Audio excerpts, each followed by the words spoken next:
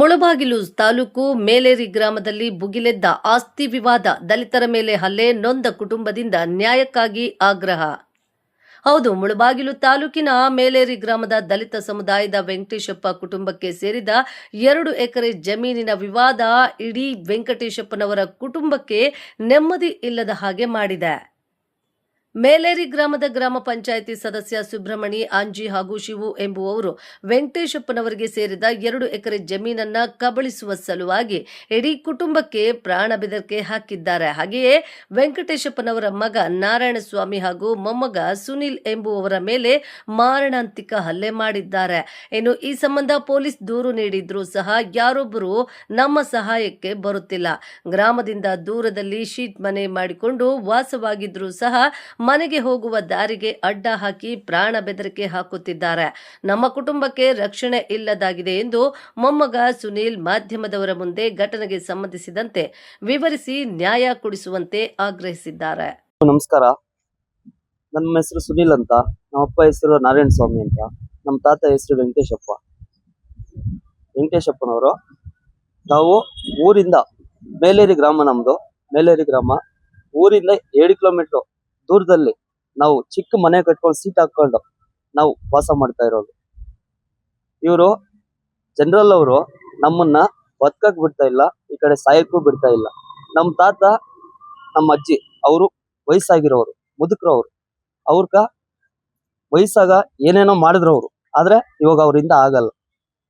ನಮ್ಮ ಜಮೀನಾಗ ನಾವು ವ್ಯವಸಾಯ ಮಾಡ್ಕೊಂಡಿದ್ರೆ ಅವರು ಇವ್ರನ್ನೇನೋ ಒಂದು ಮಾಡ್ಬೇಕು, ಇವ್ರನ್ನ ಬಿಡಬಾರ್ದು, ಇವ್ರನ್ನೇನೋ ಒಂದು ಮಾಡಿ ಇವ್ರನ್ನೆಲ್ಲ ಖಾಲಿ ಮಾಡ್ಬೇಕು ಅನ್ಕೊಂಡು ಯಾರು ನಿಮ್ಗೆ ಹಿಂಸೆ ಕೊಡ್ತಾ ಇದ್ದಾರೆ? ಸುಬ್ರಹ್ಮಣಿ ಮತ್ತೆ ಶಿವ ಅನ್ನೋನು,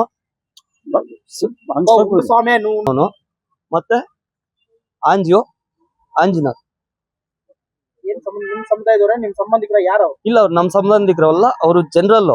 ನಾವು ಬಂದು ಎಸ್ ಸಿ. ನಾವು ನಮ್ ಕೈ ಯಾವ ಕಡೆ ಹೋದ್ರು ನ್ಯಾಯ ಸಿಗ್ತಾ ಇಲ್ಲ. ಅವ್ರಿಗೂ ನಿಮ್ಗೆ ಏನ್ ವಿಚಾರದಲ್ಲಿ ಗಲಾಟೆ? ನಮ್ದು 2 ವರ್ಷದಿಂದ ಜಮೀನ್ ಗಲಾಟೆ ಆಗಿತ್ತು. ನಮ್ಮ ಜಮೀನು ನಮ್ಮ ತಾತನವರು ಜಮೀನ್ದಾಗ ನಾವು ಜಮೀನ್ ಬೇಕು ಅನ್ಕೊಂಡು ನಾವು ಹೋರಾಡ್ತಾ ಇದ್ರೆ, ಇಲ್ಲ ನಿಮ್ಗೆ ಬಿಡಲ್ಲ, ನಿಮ್ಮಿಂದ ಏನಾಗುತ್ತೆ, ನೀವ್ ಹೆಂಗ್ ಬರ್ತೀರಾ ಬನ್ರಿ ಅಂತ ಆ 2 ವರ್ಷದಿಂದ ನಮ್ಮ ತಾತನ ಈ ಲೈನ್ಸ್ ಮೂಳೆ ಎಲ್ಲ ಮುರಿದು ಬಿಟ್ಟು ಹಾಸ್ಪಿಟ್ಲ್ಗೆ ಹಾಕಿದ್ರು. ಅಡ್ಮಿಟ್ ಮಾಡಿದ್ರು. ಕಂಪ್ಲೇಂಟ್ ಆಗಿತ್ತು. ಅದು FIR ಆಗೈತೆ. ಅದು ಇವಾಗ ಮೊನ್ನೆ ನಾನು ನಮ್ಮಪ್ಪ 8 ಗಂಟೆ ರಾತ್ರಿನಾಗ ಹೋಗ್ತಾ ಇದ್ರೆ ಬಂಡಿ ಬಂತು. ಸರಿ, ನಾವು ಸೈಡ್ ಆ ಕಡೆನೂ ದಾರಿ ಇಲ್ಲ, ನಮ್ಗೆ ಈ ಕಡೆನೂ ದಾರಿ ಇಲ್ಲ. ನಾನು ನಮ್ಮಪ್ಪ ಇಬ್ರು ಹೋಗ್ತಿದ್ರೆ ಇವ್ರಿಂದ ಏನಾಗುತ್ತೆ ಅಂತ ಎತ್ತಿನ ಗಾಡಿ ಮೇಲಕ್ ಬಿಟ್ಬಿಟ್ರು. ಸ್ವಲ್ಪ ಮಿಸ್ಸು, ಆ ಕಡೆನೂ ಅಲ್ಲೈತೆ, ಈ ಕಡೆನೂ ಅಲ್ಲೈತೆ, ಸ್ವಲ್ಪ ಮಿಸ್ಸು. ಮತ್ತೆ ಏನ್ ಗೊತ್ತಾಗಲ್ ಬಂದಿದ್ದಕ್ಕ ನೋಡಿ ಮಚ್ಚಾಗ ಹಾಕಿರೋದು. 27ನೇ ತಾರೀಕು ನೈಟ್ 8 ಗಂಟೆದಾಗ, 27ನೇ ತಾರೀಕು ಅದಾಗಿರೋದು. ಆದ್ರೂ ಕೂಡ ಸುಬ್ರಹ್ಮಣಿ ಮತ್ತೆ ಮಂಜುನಾಥ್, ಶಿವ ಅವ್ರ ಕುಟುಂಬದವರೆಲ್ಲ ಬಂದಿದ್ರು. ನಾನು ನಮ್ಮಪ್ಪ ನಾವಿಬ್ಬರೇ ಇದ್ದಿದ್ದು. ಏಕೈಕವಾಗಿ ಬಂದು ಮಚ್ಚಾಗ ಹಾಕಿರೋದು. ಹಾಸ್ಪಿಟಲ್ ಅಲ್ಲಿ ನಾನು ಅಡ್ಮಿಟ್ ಆಗಿದ್ದಾಗ ಪೊಲೀಸ್ ಅವ್ರು ಬಂದು ನೆಮೋ ತಗೊಂಡು ಹೋದ್ರು. ಶಶಿಕಲಾ ಅವ್ರು ಬಂದು ನೆಮೋ ತಗೊಂಡು ಹೋದ್ರು. ಸರಿ ಆಯ್ತು, ನೆಮೋ ತಗೊಂಡೋದ್ರು. ಸರಿ ಆಯ್ತು ಅಂತ ನಾವಿದ್ರೆ ಅದಿನ್ನ FIR ಆಗಿಲ್ಲ. ನಮ್ಮ ಮೇಲೆ ಇವರಿಂದ ಏನಾಗುತ್ತೆ, ಇವರು ಅಲ್ಲ, ಇವಾಗ ಅವರು ಸುಬ್ರಹ್ಮಣಿ ಏನು ಗ್ರಾಮದಲ್ಲಿ ಒಂದು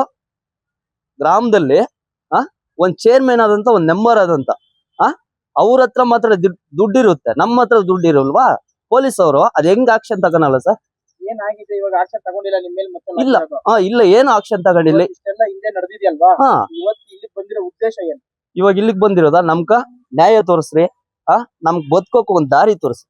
ಹಿಂದೆ ಗಲಾಟೆ ಆಗಿದೆ, ಅದು FIR ಆಗಿದೆ. ಹಿಂದೆ ನಮ್ ಗಲಾಟೆ ಆಗೈತೆ, ಅದು FIR ಆಗೈತೆ. ಇವಾಗ ಹಾಕಿದ್ದು ಕೇಸ್ ಆಗಿಲ್ಲ. ಇಲ್ಲ, ಕೇಸ್ ಆಗಿಲ್ಲ. ಇದು ನಡೆದು ಎಷ್ಟು ತಿಂಗಳಾಗಿದೆ ಸರ್? ಇದು ನಡೆದು 1 ತಿಂಗಳಾಯ್ತು. 1 ತಿಂಗಳಿಂದ ಇದುವರೆಗೂ ಅದು ಕ್ರಮ ಕೈಗೊಂಡಿಲ್ಲ? ಇಲ್ಲ, ಕ್ರಮ ಏನು ಕೈಗೊಂಡಿಲ್ಲ. ಈಗಾಗಿರೋ ಹೊಸ ಸಮಸ್ಯೆ ಏನ್ ಹೇಳ್ತಾ ಇದ್ರೆ? ಏನದು ಹೊಸ ಸಮಸ್ಯೆ?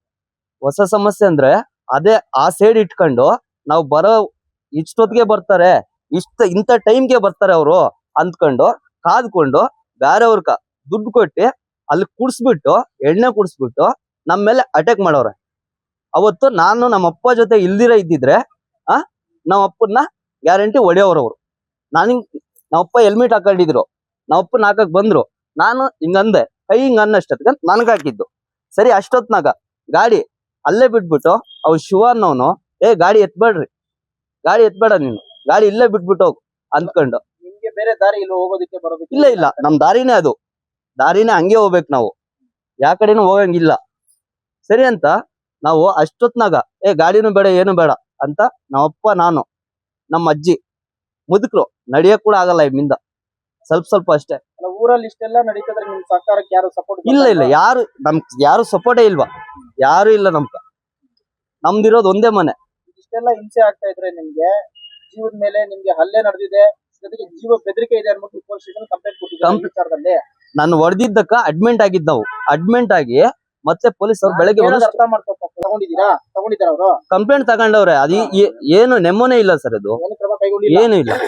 ನಡೆಯೋದಕ್ಕೆ ಕಾರಣ ಏನಂದ್ರೆ ನಮ್ ತಾತನವ್ರ ಜಮೀನು 90 ರೂಪಾಯಿ ಆ ಕಾಲದಾಗ ಇಟ್ಬಿಟ್ಟು ಅವರು ಹೋಗಿರೋದು.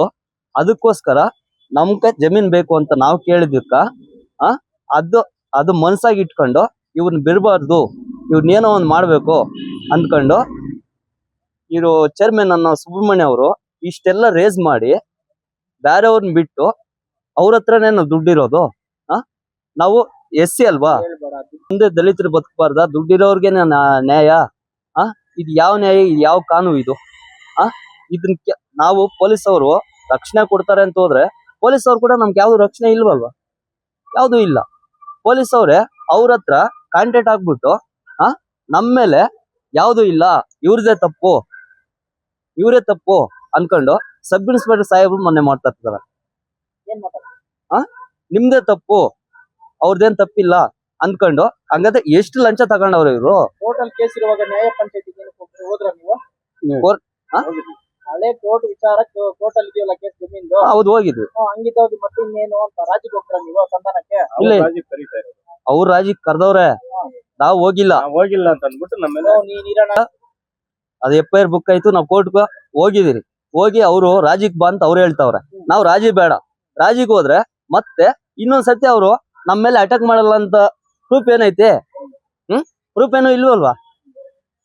ಇವಾಗ ಈ ಜಮೀನ್ ಗಲಾಟೆಯಿದ್ದು ಅವಾಗಿಂದ ನಮ್ಮ ಮೇಲೆ ಸೇಡ್ ಇಟ್ಕೊಂಡು ಬದುಕಕ್ ಬಿಡ್ತಾ ಇಲ್ಲ.